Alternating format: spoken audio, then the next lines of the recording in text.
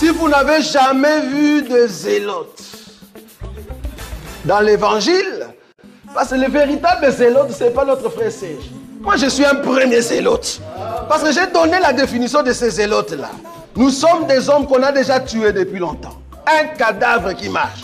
Tu es le véritable Dieu. Au nom tout-puissant de notre Seigneur Jésus-Christ, on a ainsi prié. Amen. Amen. Amen. Amen. Jonas, chapitre 1.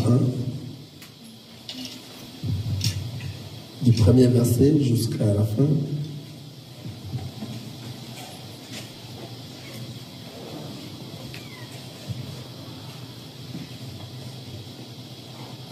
Le livre de Jonas, chapitre 1.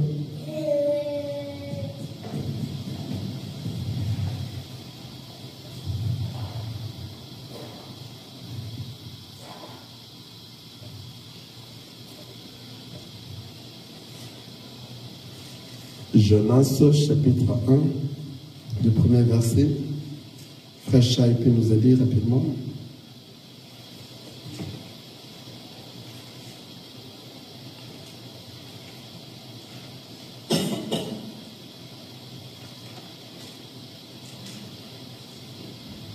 Oui, je suis déjà là. Jonas, chapitre 1. Jonas, chapitre 1, du premier verset. Nous lisons au nom de Jésus. Amen. La parole de l'Éternel fut adressée à Jonas, fils d'Amitai, en ces mots. Lève-toi, va à Ninive, la grande ville, et crie contre elle, car sa méchanceté est montée jusqu'à moi. Et Jonas se leva pour s'enfuir à Tarsis, loin de la face de l'Éternel. Il descendit à Jaffo et il trouva un navire qui allait à Tarsis. Il paya le prix du transport et s'embarqua pour aller avec le passager à Tarsis, loin de la face de l'Éternel. Mais l'Éternel fit souffler sur la mer un vent impétueux et il s'éleva sur la mer une grande tempête. Le navire menaça de faire naufrage. Le marine et leur père, ils imploraient chacun leur Dieu et ils jetèrent dans la mer les objets qui étaient sur le navire. Afin de se rendre plus léger, Jonas descendit au fond du navire, se coucha et s'endormit profondément. Le pilote s'approcha de lui et lui dit: pourquoi dors-tu? Lève-toi, invoque ton Dieu, peut-être voudra-t-il penser à nous, et nous ne payerons pas. Et ils se dirent l'un à l'autre: venez et tirons au sort pour savoir qui nous a tués de ce malheur. Ils tirèrent au sort et le sort tomba sur Jonas. Alors il lui dit: dis-nous, qui nous a tués ces malheurs? Quelles sont tes affaires et d'où viens-tu? Quel est ton pays et quel est ton peuple es-tu? Et il répondit: je suis hébreu et je crains Dieu. Je suis hébreu, je crains l'Éternel, le Dieu des cieux, qui a fait la mer et la terre. Ces hommes aient une grande frayeur. Et il lui dit: pourquoi as-tu fait cela? Car ces hommes savaient qu'ils fuyaient loin de la face de l'Éternel, parce qu'il le leur avait déclaré. Il lui dit: que te ferons-nous pour que la mer se calme envers nous? Car la mer était de plus en plus orangeuse. Amen. Amen. Voilà, nous sommes en train de parler sur Jonas. Aujourd'hui, nous allons encore continuer sur Jonas, l'ombre de notre Seigneur Jésus-Christ. Amen. Amen. L'autre fois, nous avions dit comment est-ce que Jonas, qui est l'ombre de notre Seigneur Jésus-Christ, ici Jonas, et de l'autre fois, nous avions parlé sur qui? On a parlé sur Jonas, qui était l'ombre de notre Seigneur Jésus-Christ. On a aussi parlé de qui?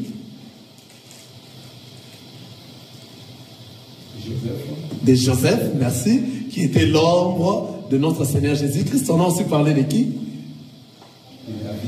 David, l'ombre de notre Seigneur Jésus-Christ. Donc, c'est-à-dire, dans la parole de Dieu, il y a la répétition. Donc, ce qui a été, c'est ce qui sera et c'est ce qui viendra.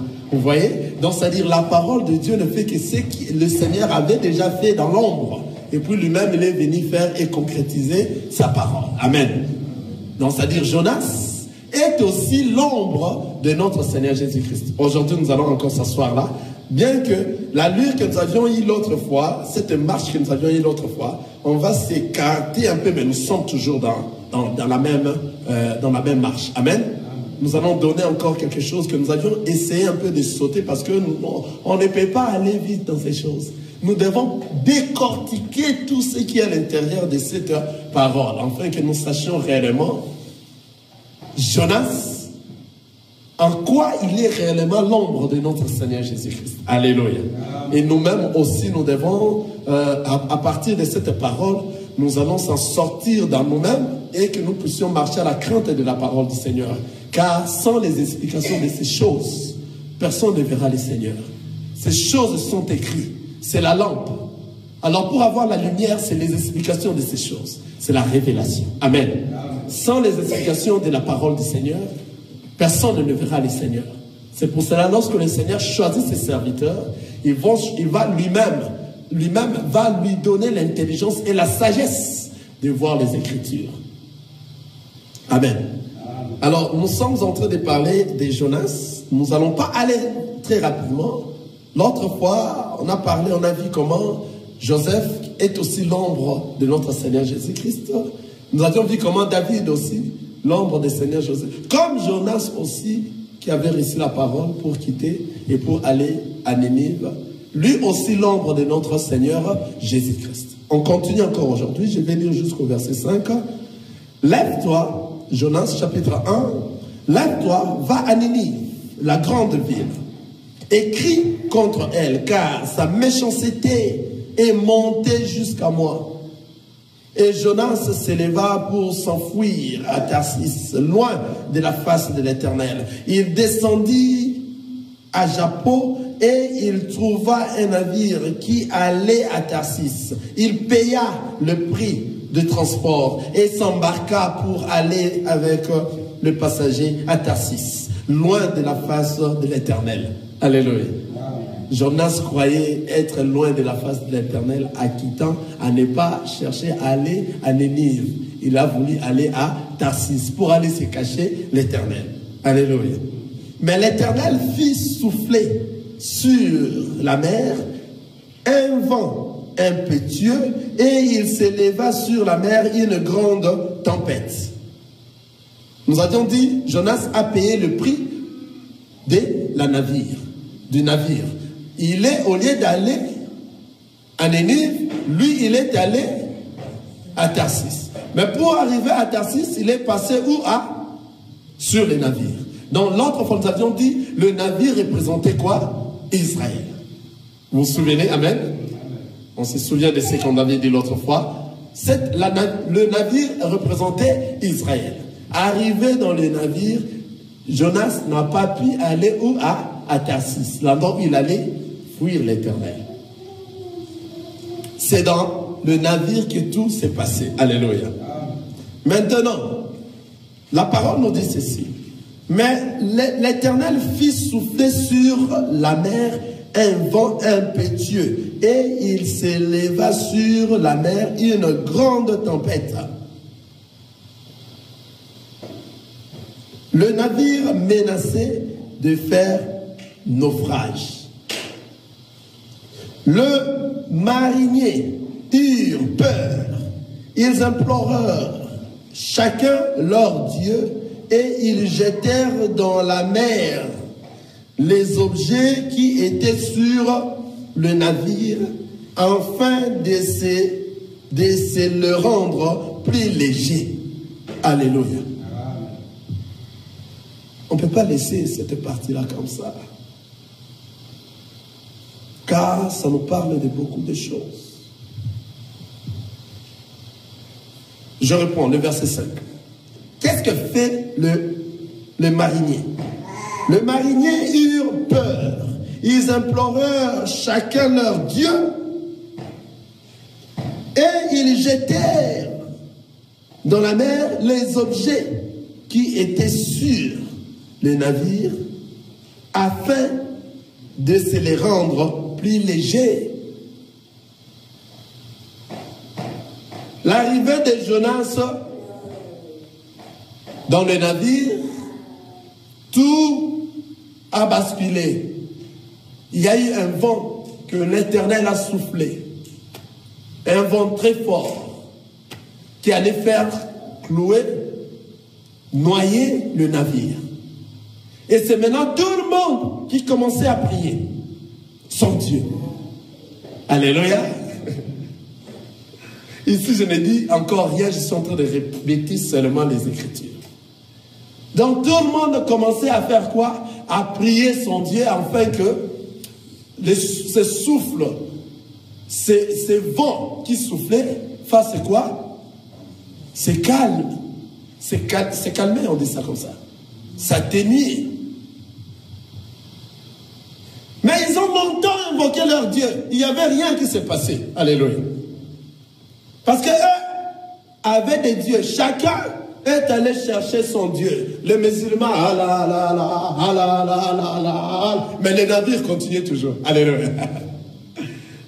Les kimbanguistes, c'est Makimba, ouais, c'est Makimba, ouais. Les navires faisaient quoi? Continuaient toujours. Quoi, ça, le vent continuait toujours à souffler encore plus fort. Chacun commençait à implorer son Dieu. Or, nous savons, si réellement ces gens imploraient le véritable Dieu, qu'allaient faire les navires? Qu'allaient faire les vents? Les vents allaient calmer. C'est-à-dire tout le monde était en train d'implorer son Dieu. Ils étaient en train d'implorer leur Dieu. Ils implorent. Hein? Les quoi ça, je ne sais pas, de ces religions. Nombre de religions de ce monde que vous savez. Oh, le vent continue encore de souffler encore. Ils étaient en train d'implorer les dieux qui n'étaient pas les véritables dieux. Ce souffle-là a frappé encore plus fort. En fait, ça a énervé les seigneurs. Car au lieu de m'implorer moi, mais ils sont en train d'implorer leur Dieu. Ils se disent maintenant, que faire? Que faire maintenant dans ces temps ici où nous implorons les seigneurs Dieu, mais ça ne marche toujours pas. C'est-à-dire ici, si toi tu n'implores pas le véritable Dieu, rien dans ta vie va marcher. Quelqu'un est avec moi? Rien ne marchera. Qui sont ces dieux? On a parlé au début dans d'autres enseignements, seulement dans ces enseignements de Jonas, nous avions parlé que le nom Dieu, c'est un objet de quoi? D'adoration. Quelqu'un voit ça? Alors, c'est qui ton Dieu? Ton Dieu, c'est l'objet d'adoration que toi, lorsque toi tu es là, tu n'arrives pas à quitter cela. Tu ne peux pas passer la nuit ou bien tu ne peux pas faire quelque chose de la journée sans faire ce que tu fais toujours là. Alléluia. Donc si tu es une pute, tu n'arrives pas à dormir sans commettre l'impudicité. Tu as pris l'impudicité comme ton Dieu. Donc ça dit quelque chose que tu n'arrives pas. Donc tu dois le faire. Dans la journée, tu dois faire ça. Le mensonge, tu dois faire les mensonges. Donc les mensonges est devenu ton Dieu. Ton Dieu là que toi tu dois faire. Tu peux l'implorer à tout moment, tu dois continuer à faire ces choses-là. Le Seigneur Dieu, le véritable Dieu, au lieu qu'il puisse cesser le vent, il va encore faire quoi? Frapper davantage le vent. La masturbation, tu n'arrives pas à dormir. Si tu ne fais pas la masturbation, tu n'es pas bien. Parce que c'est ça ton Dieu, l'objet de ton adoration. Mais nous les enfants de Dieu, nous les chrétiens, notre Dieu s'appelle Jésus-Christ. Lorsque nous l'invoquons, il y a des solutions. Alléluia. Amen. Ici, ils ont beaucoup invoqué leur Dieu, mais le vent continue encore à souffler plus fort. Et ils se sont dit non, non. Nous allons jeter toutes les choses que nous avons ici à l'intérieur. Imaginez-vous, c'était des commerçants, des grands commerçants qui voyageaient. Ils avaient beaucoup de choses très importantes, beaucoup de biens importants dans leur navire. Alléluia. Ils se sont dit non, non, jetons tout ce qu'on avait afin de rendre le navire léger. Alléluia. Il y avait des gens qui avaient des tonnes et des tonnes de l'argent. Il y avait de ceux qui avaient des marchandises pour aller vendre à l'endroit où ils partaient. Il y avait des gens qui avaient beaucoup de biens. Mais pour sauver leur vie, ils ont fait quoi? Ils ont jeté tout. Alléluia. Ils ont jeté tout dans la mer, afin qu'ils soient sauvés. Alléluia.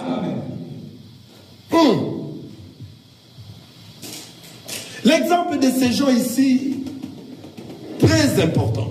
Matthieu, chapitre 19, le verset 21. Matthieu, chapitre 19, verset 21. Nous lisons les livres de Matthieu, chapitre 19, le verset 21. Qui nous dit la parole de Dieu? Merci Seigneur Jésus. Jésus lui dit, si tu veux être parfait, va, vends ce que tu possèdes, donne-le aux pauvres, et tu auras un trésor dans les cieux, puis viens et suis-moi. Ici, ça concorde avec ces gens-là qui étaient dans le bateau. Pour sauver leur vie, afin qu'ils aient la vie, qu'est-ce qu'ils devaient faire? Ils devaient prendre tous leurs biens. Et ils doivent faire quoi? Ils vont faire quoi? Ils vont jeter cela. Je ne serai pas très long aujourd'hui. Hein? Aujourd'hui, vous allez vous étonner comment est-ce que nous allons s'arrêter dans cette parole. Et nous allons continuer encore parce qu'il y a beaucoup à parler sur Jonas. Ils ont pris leurs biens et ils ont fait quoi? Ils ont jeté dans l'eau. Afin qu'ils soient comment? Afin qu'ils soient sauvés. Tous ces gens-là. Mes bien-aimés, mes frères et mes sœurs. Et le Seigneur vient de nous dire ici, dans le livre de Matthieu, chapitre 19, le verset 21. Le bien qu'on est en train de parler ici, le Seigneur Jésus, lorsqu'il est venu, il a parlé aussi à une personne, afin qu'il soit sauvé, afin qu'il soit dans les cieux, dans le royaume. Qu'est-ce qu'il doit faire? Il doit donner tous ses biens. Alléluia. Il doit partager tous ses biens aux pauvres, afin qu'ils viennent et il suit le Seigneur pour hériter la vie éternelle. C'est-à-dire, pour avoir la vie, il faut donner ses biens. Tous tes biens que toi tu en as, tu dois les donner afin que toi tu aies la vie sauve. Quels sont ces biens que la parole est en train de dire ici? Le bien. Le bien que nous avons en réalité, ce qui fait que nous ne puissions pas avoir la vie, c'est le péché. C'est ce que tu fais, l'impudicité là que tu fais. C'est ça le bien que tu as. Tu n'arrives pas à cesser. Alléluia. Comment est-ce que tu auras la vie? Toute personne qui continue dans l'impudicité n'aura pas de vie. Parce qu'il garde encore ses biens. Lorsqu'il est en train de le faire, il est dans la joie. Je m'excuse. Amen. Amen. Tu continues dans la masturbation, c'est ça tes biens. Tu continues à faire les mensonges, c'est ça tes biens, à mentir. Tu crois que personne ne te voit et tu fais des choses. Tu ne veux pas chercher la face du Seigneur, c'est ça la vie que toi tu mènes. Tu continues à satisfaire les désirs charnels. Ce sont tes biens que toi tu en as. Comment est-ce que tu auras la vie? Personne qui garde ses biens peut avoir sa vie. Le Seigneur a dit à cet homme-là, va, donne tes biens. Donne tes biens, partage-les aux pauvres et viens, suis-moi. C'était très difficile que cette personne-là fasse cela. Et il a ajouté, c'est très difficile, et c'est très facile plutôt, c'est très facile qu'un chevau entre dans le trou d'un aiguille, et c'est très difficile qu'un riche entre dans la gloire du Seigneur. Car pendant que tu as encore péché, tu as beaucoup de biens, tu es un riche. Alléluia. C'est difficile pour toi que toi tu vois le Seigneur. Car toi tu veux rester dans tes biens, tu veux rester dans le péché, tu veux rester dans ce qui fait satisfaire ta chair. Tu es loin de la face du Seigneur. Ici, ces gens ici dans les navires, ils devaient jeter tout ça pour avoir la vie. Alléluia. Ils ont dit non, non, il faut que je redevienne léger. Pour que le bateau, pour que le navire devienne léger, nous devons tout jeter, tous nos biens, afin que nous puissions avoir la vie. Est-ce que toi tu jettes tes biens? Est-ce que toi tu refuses tes biens? Ce qui fait de toi un homme riche. Un homme riche en fait, c'est celui qui continue à garder ses biens. Et lorsque tu gardes tes biens, tu ne verras pas le Seigneur. Parce que pour voir le Seigneur, il faut que tu vides tous tes biens et que tu deviennes pauvre. Heureux le pauvre, car, alléluia, ils verront, le royaume des cieux est à eux. C'est-à-dire, tes biens que nous sommes en train de parler ici, c'est un esprit. Tout ce que tu possèdes, tous les péchés que toi tu as, tout ce que tu fais qui te fait satisfaire, qui fait satisfaire ta chair, c'est ça tes biens que tu as en as en abondance. Tu es un homme riche. Tu n'arrives pas à quitter ces biens. Comment est-ce que toi tu peux hériter le royaume des cieux? Comment est-ce que tu peux avoir la vie? C'est à cause de ces biens que toi tu vas mourir. Tu vas mourir. Tu mourras. Ces biens vont te conduire dans la mort éternelle. Pour venir auprès du Seigneur, il dit donne tous tes biens aux pauvres, partage-les. Après, viens et suis-moi. La parole nous dit cet homme-là, lorsqu'il a écouté cela, il n'était plus gentil, il n'était plus content. Or, en venant auprès du Seigneur, il a dit Seigneur, moi, depuis, je ne fais qu'obéir à la loi. Je suis un homme intègre, je suis un homme honnête et je marche à la crainte de la parole du Seigneur. Le Seigneur l'a regardé, oui, tu as raison et tu as dit vrai. Mais ce qui te reste pour hériter les ciels, parce que l'homme là l'a demandé, que faire? Il a dit, donne tes biens, partage-les aux pauvres et après, suis-moi. La personne est devenue triste parce que la Bible nous dit qu'il avait beaucoup de biens. C'est-à-dire, si tu es encore dans le péché, tu es un riche qui a beaucoup de biens. Et ces biens fait que t'empêche d'avoir la face du Seigneur. Ça devient très difficile pour toi que tu quittes cette richesse. Parce que, en quittant cette richesse, tu vas devenir pauvre. Une personne qui n'a plus d'argent. Une personne que tout le monde peut jouer avec. Alléluia. C'est-à-dire, tu as tout ce que toi tu crois te donner la vie. Or, la vie, c'est dans le Seigneur Jésus-Christ. La parole nous dit, celui qui a le Seigneur Jésus, il a la vie. Celui qui n'a pas Jésus, n'a pas de vie. Or, pour avoir Jésus, il faut d'abord commencer par jeter tous tes biens. Alléluia. C'est pour cela que ces gens-là ont vite compris, se sont dit non. Nous devons en tout cas jeter tous nos biens, afin qu'on se rend léger. Ici aussi, ça me dit quelque chose. C'est-à-dire, lorsque tu jettes tous tes biens, c'est ainsi que toi, tu deviendras léger. Léger pourquoi? Pour que tu flottes dans les airs et que tu puisses t'en aller le jour de l'enlèvement. Amen. Si toi, tu as encore tes biens, tu as la lourdeur dans toi. Tu pèses dans le kilo de tes biens, te fait arrêter dans le sol, sur la terre. Tes biens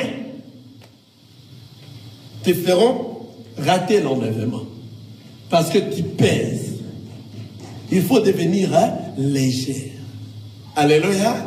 Pépélé, pépélé, oh, pépélé.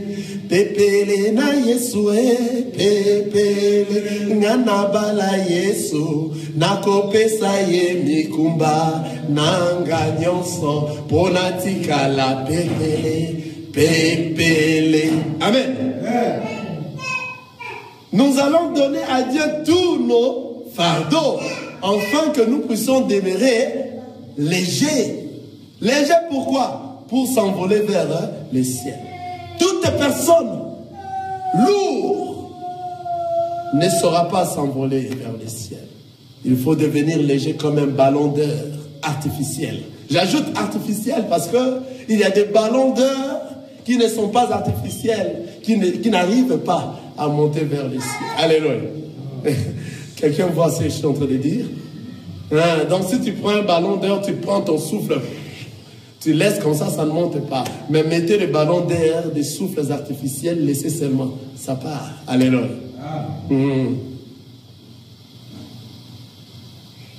Il faut que nous devenions légers. Pour devenir léger, le fardeau que nous avons, le bien que nous avons, la richesse que nous avons, qui nous fait traîner sur la terre, cette richesse ne permettra pas que nous puissions hériter la gloire du Seigneur. Cela ne permettra pas que nous puissions voir la face du Seigneur. Cela ne permettra pas que nous puissions avoir la vie. Pour avoir la vie, il faut jeter tous nos biens, toutes nos richesses. C'est ainsi que nous verrons le Seigneur. Alléluia. La parole nous dit ici, les mariniers eurent peur. Ils implorent chacun leur Dieu et ils jetèrent dans la mer les objets qui étaient sur le navire, afin d'essayer de les rendre plus légers. Jonas descendit au fond du navire, se coucha et s'endormit profondément. Le pilote s'approcha de lui et lui dit: pourquoi dors-tu? Lève-toi, invoque ton Dieu. Peut-être vaudra-t-il penser à nous et nous ne périrons pas. Et ils se dirent l'un à l'autre: venez et tirons au sort pour savoir qui nous attire ces malheurs. Ils tirèrent au sort et le sort tomba sur Jonas. Alors ils lui dirent: dis-nous, qui nous attire ces malheurs? Quelles sont tes affaires et d'où viens-tu? Quel est ton pays? Et de quel peuple es-tu? Et il leur répondit: je suis hébreu et je crains l'Éternel. Cet homme qui fuit l'appel du Seigneur, qui fuit le service, mais il dit qu'il craint quoi? Le Seigneur. Alléluia. Je crains l'Éternel, le Dieu des cieux, qui a fait la mer et la terre. Ces hommes eurent une grande frayeur. Et ils lui dirent: pourquoi as-tu fait cela? Car ces hommes savaient qu'ils fuyaient loin de la face de l'Éternel, parce qu'il leur avait déclaré. Et ils lui dirent: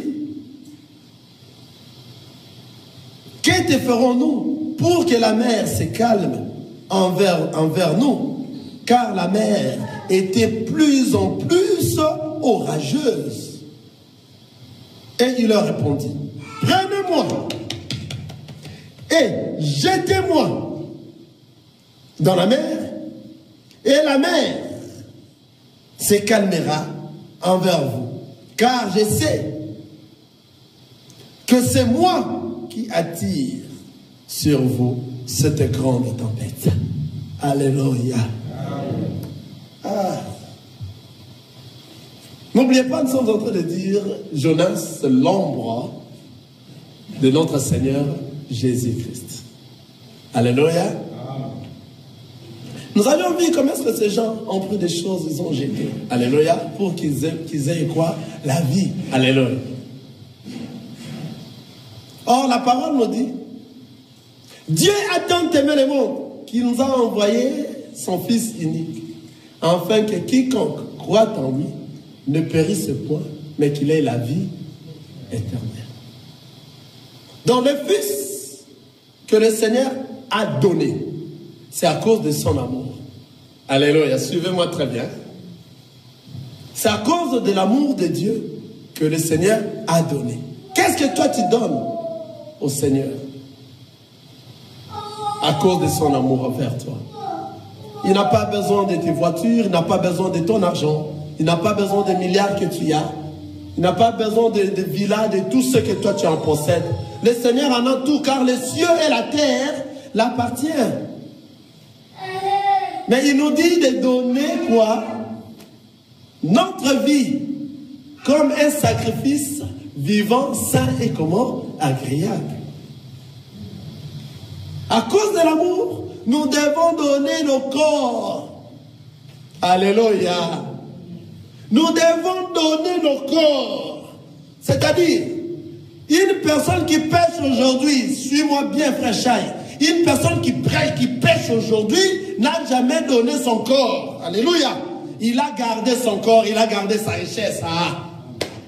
Il a encore son corps. Une personne qui est encore dans le péché, dans l'impudicité, dans les injures, dans les insultes, dans l'ambiance de choses de ce monde, et il se dit homme de Dieu ou bien chrétien, il ne l'est pas. Pourquoi? Parce que avant que toi tu sois un enfant de Dieu, tu vas faire quoi? Tu dois donner ton corps. Alléluia.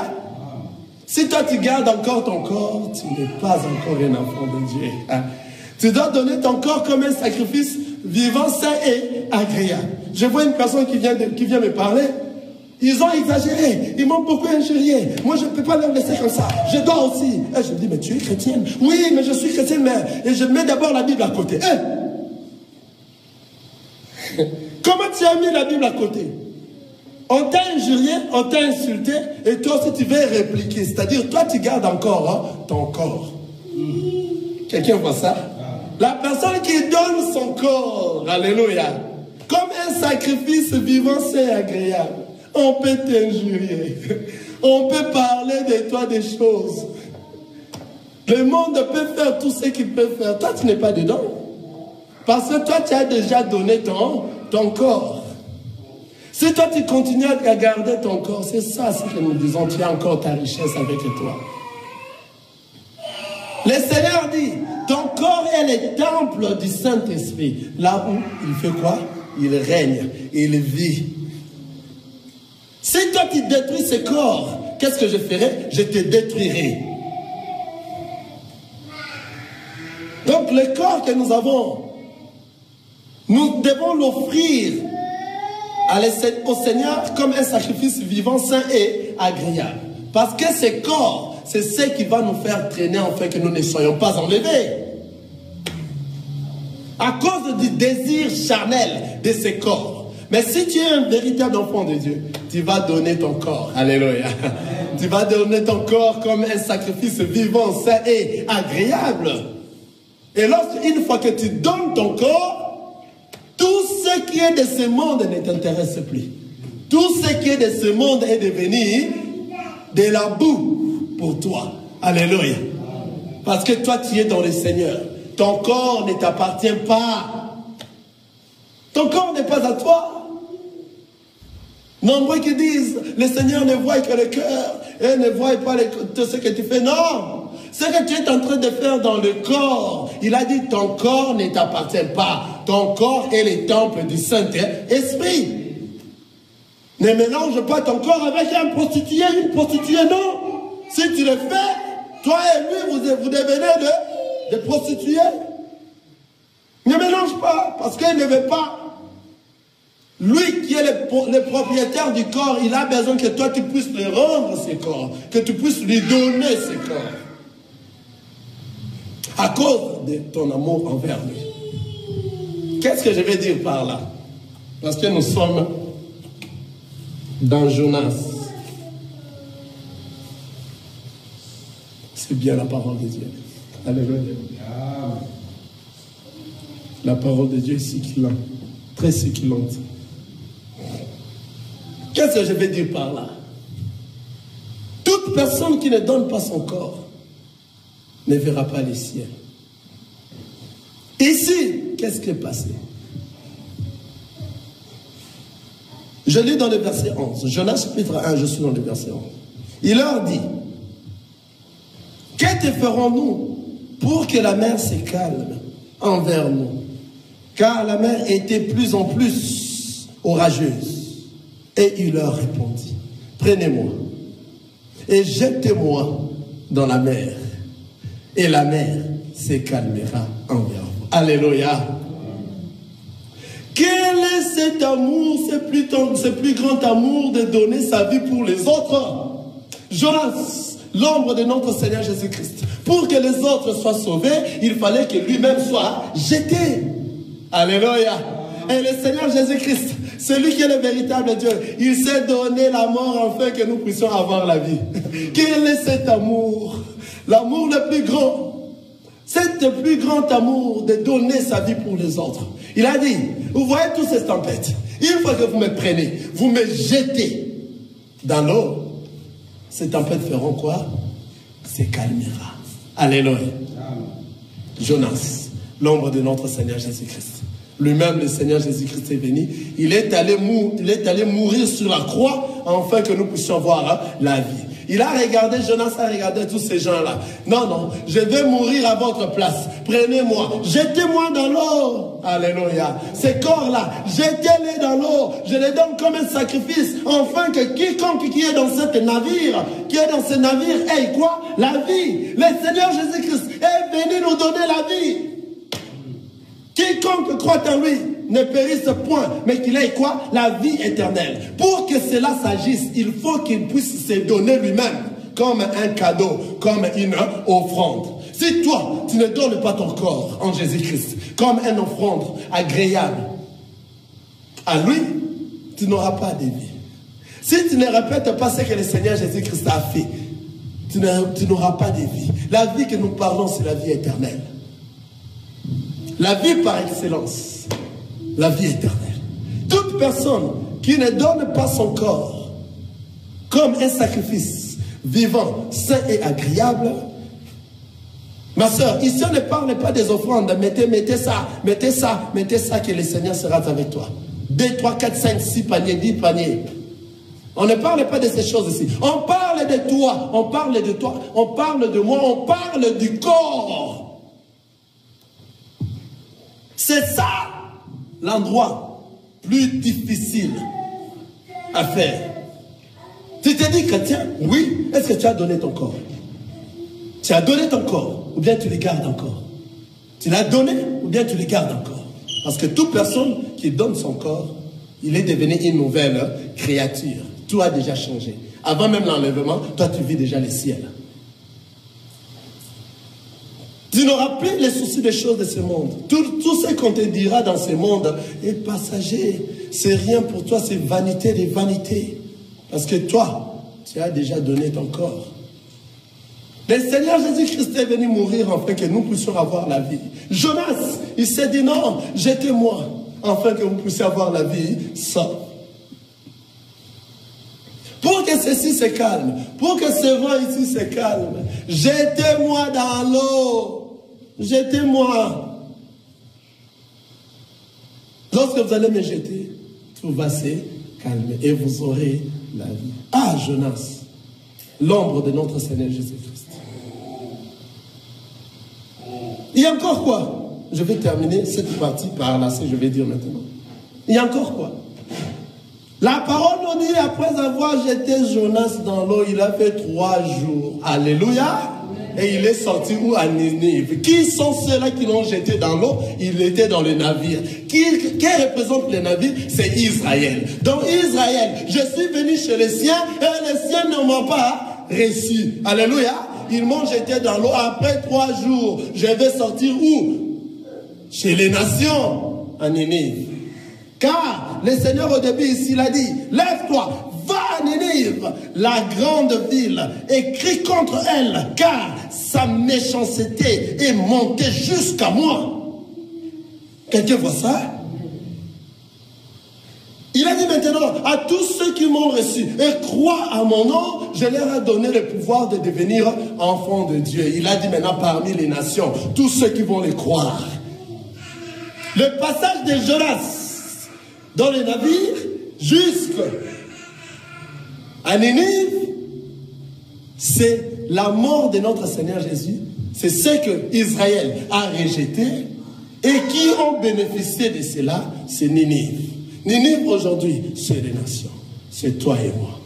Pendant que le Seigneur est dans ce temps ici, nous sommes dans le temps de la grâce. Il faut chercher à bénéficier de ce que Israël a négligé, afin que tu puisses hériter le royaume des cieux. Pour bénéficier à cela, il faut se rendre léger. Si tu es encore lourd, tu ne sauras pas. Qu'est-ce que cela veut dire? C'est-à-dire que tu dois jeter. Tu dois jeter tout ce que toi tu as comme richesse. Tu dois les jeter dans l'eau. Tu dois les jeter afin que toi tu deviennes léger, de bénéficier de la parole que le Seigneur Jésus-Christ est venu nous donner ici maintenant, chez les nations. Si tu restes encore lourd, tu gardes encore ton corps, tu ne le donnes pas, comme le Seigneur Jésus-Christ, il s'est livré afin que toi et moi, que nous puissions voir la vie. La même chose, il te demande aussi de le faire. Livre-toi en lui, donne ton corps comme un sacrifice vivant, sain et agréable, c'est ainsi que tu auras la vie. Toute personne qui a besoin de la vie doit jeter ses richesses, doit donner son corps comme un sacrifice vivant, sain et agréable. Que le Seigneur vous bénisse. Alléluia.